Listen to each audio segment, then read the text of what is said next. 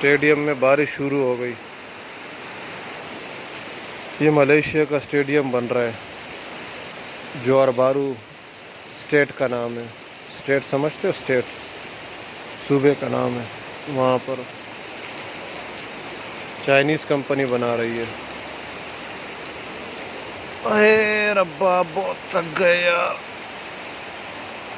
ये स्टेडियम है, under construction है।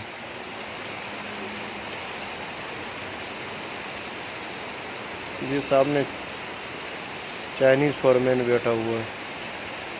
भाई ये चाइनीज़ तो सर पे खड़े रहते हैं काम करने के दौरान, इधर उधर होते ही नहीं है। बड़े आरामी है ये। देख रहे हो स्टेडियम को?